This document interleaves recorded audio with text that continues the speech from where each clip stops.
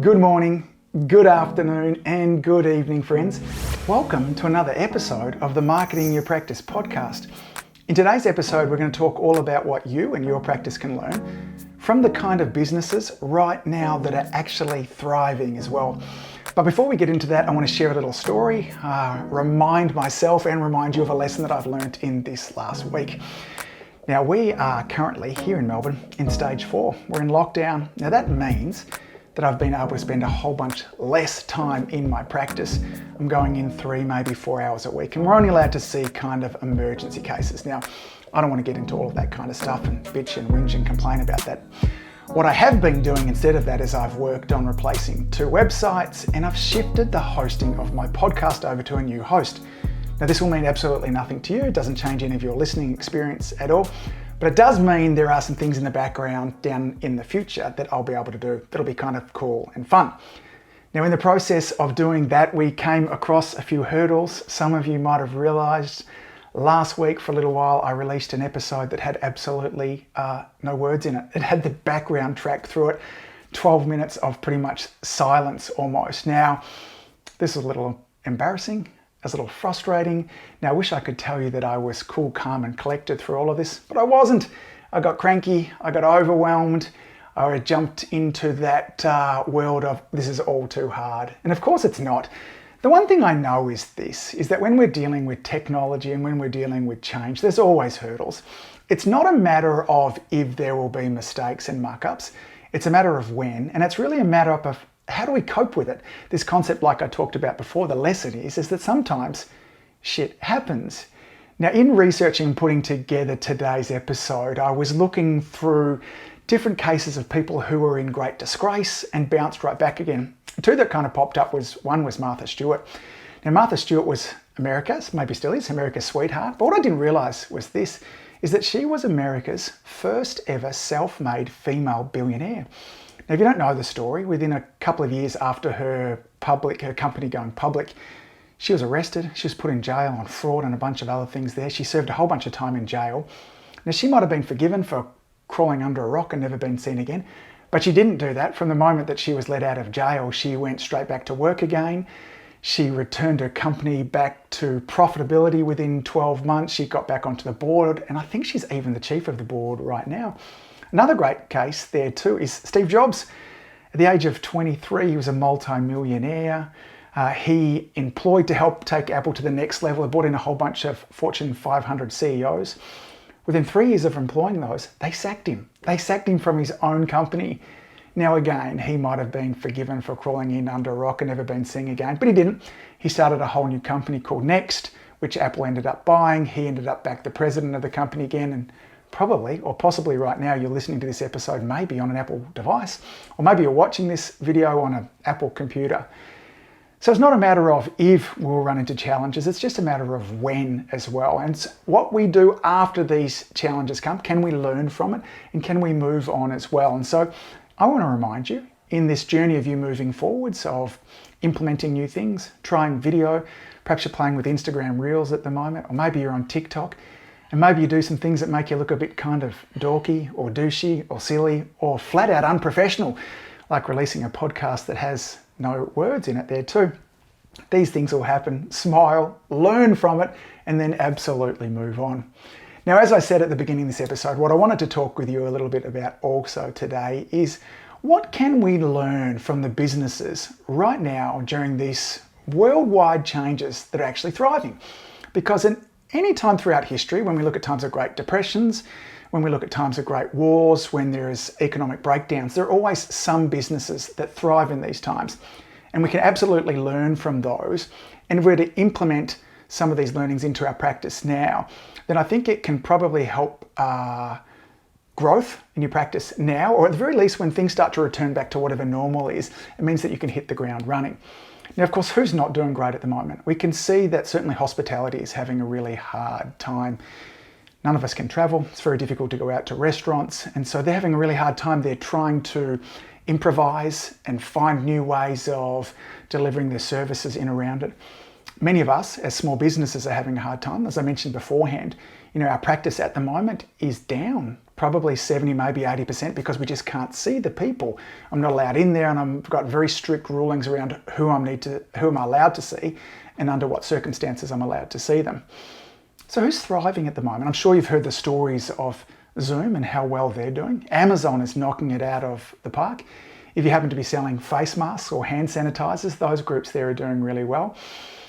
Entertainment in some areas is absolutely thriving. So Netflix has more downloads, more use, more members than they've ever had beforehand. Now there's another area of this entertainment / education, sometimes called edutainment, that's also doing really well also. Now, when we were first introduced to the internet, one of the great things that it promised was access to information. We loved it. Once upon a time when we wanted information, what we had to do was go to the encyclopedias or the library. For those of you that might remember what the encyclopedias were, it was relatively difficult and timely to get information. And then the internet came along, and all of a sudden we were almost drowning in information. We had too much information. And so what started to have and build value with those people that could collate information and could simplify it for us. So the days, and again, we're still certainly going to sites just like Google to look for information, and we're certainly going to sites like YouTube when we want to learn things. But there's these grouping of edutainment sites that are helping to collate information and give us high quality information that we're actually happy to pay for. So we're seeing sites like Masterclass. Now this Masterclass is an online library of courses taught by famous people. So Steph Curry can teach you how to play basketball. I think it's Venus Williams who teaches us how to play tennis. You know, we've got actual astronauts teaching us about space. And so the celebrities, to some extent, or certainly famous people, are teaching us different things. So again, it's not just about entertainment, we're actually learning. Again, we have sites like Udemy and even Creative Live, again, that are paid sites where we go in and we're happy to pay for information because these sites have a level of trust in around them. Now, the trust that we have from these sites here means I'm not going to have to surf and muddle my way all through sites like Google and or YouTube to get the information. If I want to learn how to cook a great meal, then let me pay Masterclass and I'll have some famous chef teach me how to do it. I'll have an amazing photographer actually teach me how to shoot photographs or make videos there as well. Now, what can we learn from this as well? One of the things that we realize is going on right now online is the consumption of media online is at levels that we've never seen beforehand. So yes, some of that is on social media, maybe where you're consuming this right now, but we're going beyond just those little snackable 30 to 60 second videos, and we're wanting to upskill in many ways. We're seeing universities, the most prestigious of universities like Harvard and Stanford, offering entire courses online, in many cases for free. Now, you don't get your degree at the end of it, but you absolutely get the information. And we have almost people in their millions, possibly their billions, coming online through India, through Africa, through different Asian cultures right now that are taking on this information. Now, what can we learn from this? Well, the question I'm asking my coaching members is, what information do you have out there? When I think about me as a chiropractor, I've always thought from day one that the most powerful resource I have is the framework with which I think about health. Not just the adjustment that I give and deliver to my patients, but we always shared with our patients a completely new and different way to think about health. To think that their body is self-healing, that it doesn't need drugs and surgery, that the greatest doctor is the one inside of them. And so we always had a strong focus on empowering our patients. Now, we used to have to do that through kind of face-to-face classes. We did those once a week. I've talked about those in previous episodes. But we've since doubled down on our online content. We're making short and helpful videos for our patients. Again, we're providing them with a level of edutainment. Now, not only does that help them to get well and stay well, but it builds massive amounts of trust with us, with our existing patients. But we're also out there now building massive amounts of trust with our community as well. So Miguel, one of my coaching clients inside of Video Influence, has made a whole series of videos on how people can help their knee pain naturally. Now, he's starting to have new patients come in from that because they've consumed this content, because they're online right now, and he's added value and trust, and he has simplified things. He's brought it all together, showing them what they can do to help their own knee pain, whether it be from home or if things are a little more advanced, to come in and see him as well. So what's the take home that I want you to get from this? This concept of edutainment, this concept of being somebody that can simplify information down, that can become a trusted voice inside the community, is something that's only going to grow with time. And it's something that right now that you should be positioning you and your practice as that person of influence, as that person of trust, credibility, and expertise. Now, the best way for you to go about doing that is absolutely with making videos. Now, whether they be short 30 to 90 second videos, or there is absolutely a place for longer content, like I'm doing now. This episode now will be maybe 15 minutes or so, and many of them are right up to 45 minutes as well. The mistake that people often make is that they have all just long content. You'll even see Joe Rogan, for instance, as his podcast, if you're looking online on YouTube, it's broken up into lots of smaller bite-sized pieces as well. If you're not up for a whole 3-hour episode there, you can watch a 3 to 5 to 15-minute section inside of it as well.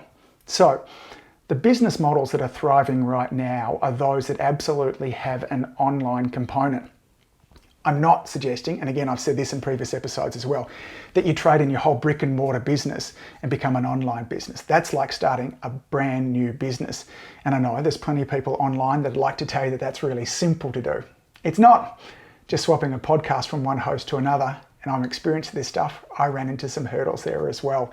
If it's your passion, then investigate. I don't think, certainly there will be a time when we're back looking after our patients like we were beforehand. However, now is the time for you and your practice to positioning yourselves as the trusted expert, the authority, the go-to person that people can go to when they want to have information that'll help them get well and stay well.